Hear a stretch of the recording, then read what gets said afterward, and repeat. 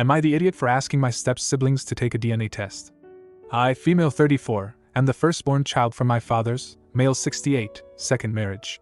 My dad married his previous wife, female 60s, most likely above 65, very young as she had gotten pregnant with my oldest half-brother, Mark, male 48. They had 2 more children in total together, Mindy and Martin, female 44, 40M. They got divorced because his previous wife was cheating on him with another married man.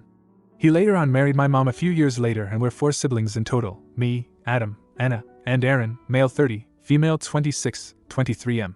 There have always been rumors that my 2 youngest half-siblings, Mindy and Martin, aren't my dad's but the AP's children, but we've dismissed them as we don't have much of a relationship with them from the get-go. Their mother is a really toxic person who we've avoided most of our lives, and because of her the relationship between our step-siblings has always been strained. Dad is a hugely successful business owner, and he has always provided for all his children. He has paid for all our education so we all could live a debt-free life, has helped with businesses or getting us work, even helped us buy our own homes. A few years ago, when Martin was jailed for fraudulent checks, my father paid off all his fines, bail and lawyer fees, which included the amount he owed, all $300,000 in total. Yet he hasn't received so much as a thank you from any of my half-siblings. On the other hand, they constantly fight with him, accusing him of liking my siblings and I over them, and resenting my mother for no apparent reason. They've always used their father as a money bag and felt entitled to it. In fact, Mark recently came over to Dad and told him that he needs to know what Dad intends to leave them in his will to make sure they will be treated fairly. This pissed me off, as Dad is healthy and fit as ever. I suggested all of Dad's children take a DNA test, then we can go over his will and what he wishes to leave us. Apparently this was the wrong thing to say. Soon I was getting angry calls from my half-siblings and their mother calling me all sorts of names, and my stepmother even called me a wicked, foolish little wench. While Dad hasn't said much on the matter, he has become awfully quiet, which is what he does when he's upset, whether it's with me or my half-brother, which I'm unsure about. My mother did say that I shouldn't have said anything, knowing how volatile my stepmother and step-siblings can be, and we could have dealt with this issue when the time was right. So am I the idiot here? Edit. Apologies, as I'm not a native English speaker, but I meant half-siblings and previous wife instead of step-siblings and stepmother. Edit. I feel there needs to be more backstory, as some of you think I'm being greedy or want the money for myself. That's not the case. While I thank my dad, as I wouldn't be where I am today without his help, I'm very financially stable and can live a comfortable life without his inheritance. Same goes for most of my siblings. Only the youngest, who has chosen to join my father's business, is slightly dependent on him, but he is a very hard worker, and my father is very proud of him. As for my half-siblings, when we were kids, my father tried to take Mark under his wing and had him join the company. Taught him all the ropes, and as in every work environment, you're expected to wake up early and do your job. Mark didn't like this, calling my father a bad father, as he was spoiling us rotten, yet expected him to act as his slave. He was an adult then, but wanted to be treated the same as a child, to wake up late, not have any responsibilities, and get paid for doing basically nothing. His mother backed him up and bad-mouthed my father wherever she went. After a huge fight where he insulted my father in front of his employees, my dad fired him. Mark says he quits. It was the same with the other 2. Mindy started a fight, bringing her mother along to face my father as to why her mother doesn't have nice jewelry like my mother does, and how he raised them in poverty. My father's business was in the early stages then, but they were far from poor. They went to the best private schools, and my father got their mother diamond rings, expensive necklaces, and even bought her gold bangles from a trip to Iran. Yes, it wasn't as much as today, but they still felt she was entitled to the same treatment as his current wife, my mother. All the while, their mother sat silent, acting like the victim. That's why I say this isn't the first time they've done this, and I hate to see my dad's blood pressure go up because of them. He's the type of person who'll go silent when angry, then blow up like a volcano when provoked to the point of no return. And it's always because of my half-siblings. This might seem like a lie, but we value our father more than the money. So I told them to get a DNA test to put them in their place.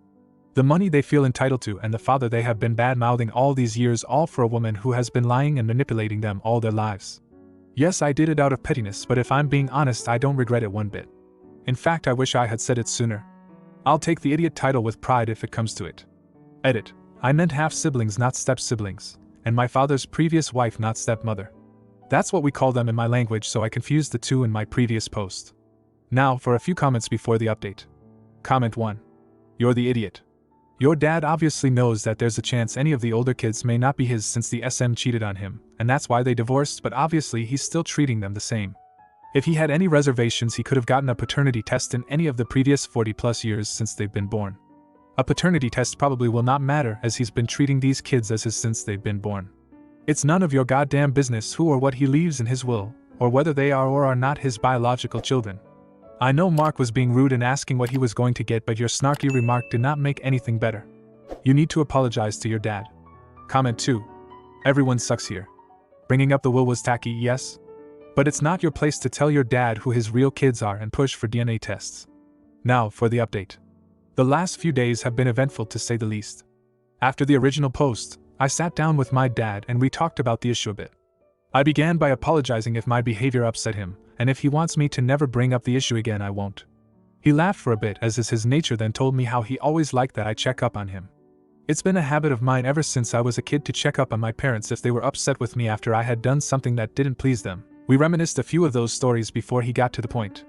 Obviously, the thought that Martin and Mindy might not be his had crossed his mind, but in our culture, being an illegitimate child, or having an affair, or the fact that your wife cheated on you with another man is thought as shameful at the time, so not many people knew outside the family. That's why his previous wife was able to twist the narrative and blame my father and his family for abandoning them. She told her children that my father's sister conspired against her and my dad threw her out, which was why they had so much resentment for him and his family all these years. My father said he doesn't give much value to money, as over the years he's seen many losses and many profits, but he wants to keep his name, so he asked me to never bring up the issue as long as he's alive. Although he did give us the option to seek it after his death. I apologized to him again profusely and told him I'm not interested in ever bringing up the subject ever again. I'm also thinking of talking with my own siblings, and I think they'll be understanding and will accept Dad's wishes. My dad also said while he has had his doubts about Martin, he feels Mindy is his, as she has a striking resemblance to his mother. She died when my dad was 14, and the only picture we have of her is really blurry, so I can see how we missed that. Dad also asked me to be in charge of going over his will with the others, but I told him that was a bad idea, as Mark wouldn't take it well after our last confrontation, so I suggested an older cousin who's a bit younger than Mark. While the cousin is fair and neutral on the subject, Mark doesn't like him one bit cause he's a really successful businessman and Mark is all talk and no show, so it'll be entertaining to say the least. Then I got a call from Mindy last night. I thought she'd blow up on me, but she was very civil the whole time. Out of the three, Mindy is probably the only one who has had some sort of a fatherly relationship with Dad, and the few times she has lashed out was most likely under the influence of her mother. She opened up to me how she has had doubts about her identity her whole life, and me bringing it up really hurt her. I can't go over the whole conversation because of the character limit, but I got what you all were saying. I truly was TA. I never thought that my comments, which I thought were only targeting Mark, could hurt so many people. I ended up apologizing to her and told her how wrong I was and that I had no intention of bringing up the subject ever again. I won't go over the details of Dad's will cause it doesn't matter except my inheritance. While still a lot of money, I won't lie about that, is on the smaller side compared to the others, half-siblings included, and that was the intention even before the argument, as I'm the most financially well-off amongst the siblings. I realize now how wrong I was, and from now on if I feel the need to defend myself against Mark, or his mother, or anyone else, I'll make sure my comments don't hurt anyone else. Thanks to everyone for opening my eyes to how wrong I was. Comment 1. I remember reading your original post, thanks for the update. I didn't even consider you a huge idiot in your posts, but you sound like you have the humility to learn so much from others, especially your father. He sounds like such a reasonable and wise man, and I'm sure he's really proud of how you've turned out. Kudos to you for always striving to be better despite having that one really shitty half-sibling, Mark. Then the original poster responded with, "Thank you, I agree he is a great man who didn't deserve any of this. I was just being foolish by bringing this up, and that unknowingly I hurt a lot of people, but mostly my dad. I won't worry about Mark, he has kept to himself, and Dad has chosen to go no contact with him. My cousin and the lawyers will be doing all the talking from now on. He won't take this lightly, but he'll have to deal with it." Then another commenter responded with, "Your father is no contact with Mark, but he is still planning on giving him an inheritance?" To which the original poster responded with, "Mark will get an inheritance eventually. For now, he will just get to know what he'll get. It's definitely life-changing money, but knowing Mark, I know he still won't be happy about it, and how it's unfair to him. That doesn't matter anymore anyway, as it's Dad's final decision and not his." Comment 2. I am glad that you have taken a step back to see how your words can hurt many, whether or not that was the intention. It looks like you guys will be able to move past this and possibly be better for it. Now, for the next story. Am I the idiot for getting my niece's teacher in trouble? Both my sister and brother-in-law work during the week, with my brother-in-law being off Tuesday and Thursday. My sister is only off on weekends, so they needed someone to watch their kid during the days on Monday, Wednesday, and Friday. My class schedule allows for me to watch my niece those days, as my classes are online, so I can watch her during the school day. So at the beginning of this school year, my sister emailed the teacher of my niece, 7, that I would be the one assisting and watching the kid as I stated above, and gave permission that she could pass along information on what assignments are due or how to do it, but that if she had a problem she could email my sister or talk to my brother-in-law on the days he is off. The teacher responded, and we didn't have any trouble until recently. My niece does her classwork in my sister's office as it has less distractions for her. I sit in the corner of the room at my sister's desk out of view of the camera, where I can keep an eye on my niece at her desk while doing my own work. My niece has a learning disability, so she needs to be monitored constantly. Well, yesterday my niece got distracted as usual, and the few times I told her to pay attention didn't work, so I got up from my seat and went over to her and gently touched her shoulder and told her to focus. I was on the camera for maybe 10 seconds at most. Well, after class the teacher called for my niece's parents, and I walked over to respond. She asked where they were, and I informed her that both my sister and brother-in-law were at work and that I could take a message. She refused and said she would email my sister, but that she wanted to talk to me. The teacher told me that I had bothered my niece and should have stayed out of the camera view. I apologized and said I didn't mean to stir any trouble. I was just trying to get my niece back on track. I asked a few questions about the assignments that were due that day, and she refused to tell me. She stated that I was a stranger, and she didn't have permission to tell that information. I informed her she did have permission, as my sister had sent that email stating so. She said my niece could have her parents help her with the homework. Mind you that this homework was due by a certain time, and neither of them got home until way after it was due. I tried telling her this, but she wouldn't listen and ended the meeting. My sister got an email from the teacher scolding her for letting a stranger help my niece with class, and that as my niece's parents, they should be the ones watching her and assisting with class. She furthermore went on to say I was distracting my niece and that I appeared on camera view on purpose to disrupt her class. My sister flipped and emailed the principal, and the teacher got reprimanded. And this morning at class the teacher mentioned in passing that I had gotten her in trouble, and it was rude of me to not talk to her about this stuff. So Reddit, am I the idiot for getting my niece's teacher in trouble? Edit.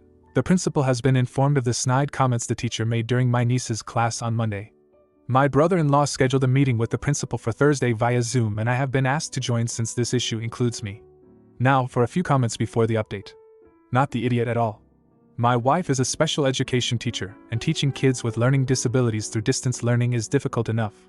I've heard it because I'm in the same room also working from home. The teacher brought this upon herself. Comment 2. Not the idiot. She's an idiot. Your sister already covered that you would be helping with school. I get that teachers have a bunch of students to keep track of, but she didn't even try to check for the permission you told her about before mouthing off to your sister. She deserves it. Now for the update. At first the principal refused to hold the conference that my sister requested, but he changed his tune quickly when my sister in all her glory had sent the email to the principal saying he better listen to both sides of the story or she would unleash all 7 levels of hell upon the school in the form of lawsuits, which my sister said she had the right to do. My brother-in-law, sister, me, the principal and the teacher to discuss what transpired. The principal had the teacher explain her side first. She told the principal how I had interrupted her class on purpose and distracted my niece from her classwork. I then told my side and mentioned the snide comment that she had made to me the very next time I was with my niece. At first the principal said that there was no concrete proof of what had happened, and it was basically my word against hers. The teacher looked so smug at this, but that fell quickly when we mentioned the class had been recorded. One of my niece's accommodations while doing online classes is the lessons are recorded so she can replay them to better understand the lesson, and the 2 days worth of videos caught the teacher red-handed in her lies and shows what happened. Well, in the end, with the proof from the class recording, it was enough to get the teacher beyond just in trouble.